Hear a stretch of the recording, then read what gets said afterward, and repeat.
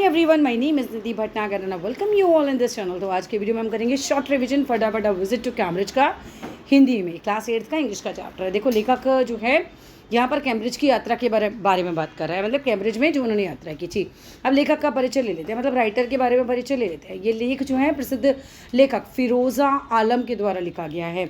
ये एक साक्षात्कार यानी कि इंटरव्यू है, इसकी कहानी है इंटरव्यू की, जिसमें लेखक का सामना मशहूर वैज्ञानिक जो हैं स्टीफन हॉकिंस उनसे होता है। ये लेख जो है स्टीफन हॉकिंस के साहस यानी कि कितने करेजियस थे और उनके जो जीवट था, उनके अंदर जो लाइवलीनेस थी, उनकी जो मानसिक शक्ति थी, उस सबको प्रदर्शित करता है। अब सारांश में हम बात करेंगे कैम्ब्रिज की यात्रा और मुलाकात के बारे में। देखो, लेखक जो हैं वो कैम्ब्रिज यूनिवर्सिटी की यात्रा करते हैं। विश्वविद्यालय का मतलब ये यूनिवर्सिटी होता है, जहाँ उनकी जो मुलाकात होती है ना, वो होती है विश्वविख्यात भौतिक वैज्ञानिक यानी फिजिक्स के वैज्ञानिक स्टीफन हॉकिंस से होती है। हॉकिंस मोटर न्यूरॉन की बीमारी से पीड़ित होते हैं, तो उसके कारण उनका पूरा शरीर लकवाग्रस्त होता है, मतलब पैरालाइज्ड ही होता है। वे केवल अपने सिर को थोड़ा सा हिला सकते थे, बस इतना ही शरीर उनका हिलता था, और अपने कंप्यूटर के माध्यम से वो बात कर पाते थे। लेखक को हॉकिंस से मिलने में पहले तो थोड़ा हेजिटेट कर रहे थे, संकोच हो रहा था, क्योंकि उन्हें लग रहा था कि उनकी मुलाकात से हॉकिंस को असुविधा होगी, मतलब इसलिए नहीं मिलना चाह रहे थे फिर वो। लेकिन जब वे उनसे मिलते हैं तो हॉकिंस का आदित्य व्यक्तित्व यानी कि उनकी बहुत ज़बरदस्त पर्सनालिटी को देखते हैं वो, और उनकी ज़िंदगी के प्रति बहुत ज़्यादा सकारात्मक दृष्टिकोण यानी बड़ा पॉजिटिव एटीट्यूड होता है स्टीफन हॉकिंस का अपने जीवन के प्रति। तो इससे लेखक बहुत ज़्यादा प्रभावित हो जाते हैं कि मतलब इस स्थिति में भी कोई इतना पॉजिटिव कैसे रह सकता है। हॉकिंस ने जीवन की चुनौतियों का सामना बहुत साहस के साथ, मतलब बहुत करेज के साथ, बहुत डिटर्मिनेशन यानी दृढ़ता के साथ किया था, और इससे लेखक को गहराई से वो काफ़ी ज़्यादा प्रभावित हो जाते हैं।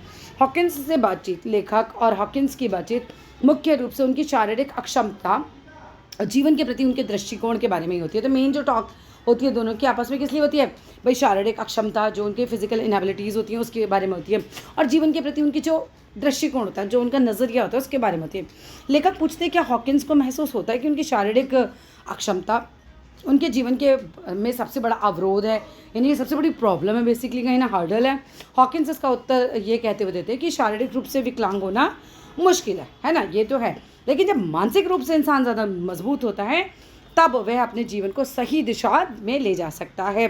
ये साक्षात्कार यही दर्शाता है कि कैसे हॉकिंस अपने विकलांग होने के बावजूद भी, फिजिकली चैलेंज होने के बावजूद भी जीवन को बहुत पॉजिटिव दृष्टिकोण से देखते हैं, सकारात्मक दृष्टिकोण से देखते हैं, और अपनी सारी समस्याओं से कभी भी हार नहीं मानते। अब लेखक के ऊपर इनका क्या प्रभाव पड़ता है? लेखक इस मुलाकात के बाद अपने विचारों में बहुत बदलाव महसूस करते हैं, यानी कि आप एक पॉजिटिव इंसान के साथ रहते हो तो डेफिनेटली आप भी काफ़ी ज़्यादा पॉजिटिव हो जाते हो। स्टीफन हॉकिंस की ज़िंदगी, उनका आत्मविश्वास से लेखक जो है बहुत गहराई तक प्रभावित होते हैं। लेखक इस मुलाकात के बाद विकलांगता के प्रति अपने नज़रिए को बिल्कुल चेंज कर लेते हैं, अपने थॉट प्रोसेस को काफ़ी चेंज, उसमें बदलाव महसूस करते हैं, और समझते हैं कि शारीरिक अक्षमता इंसान की मानसिक शक्ति और आत्मा को कभी कमज़ोर नहीं कर सकती। फाइनली निष्कर्ष क्या है इस कहानी का? देखो, इस कहानी का मुख्य उद्देश्य यही है कि शारीरिक रूप से विकलांग होने का मतलब ये नहीं है कि व्यक्ति मानसिक रूप से भी कमज़ोर हो। स्टीफन हॉकिंस इसका सबसे बड़ा उदाहरण है, जिन्होंने अपनी शारीरिक सीमाओं के बावजूद विज्ञान के क्षेत्र में आदित्य योगदान दिया, मतलब बहुत ज़बरदस्त उन्होंने विज्ञान के क्षेत्र में काम किया।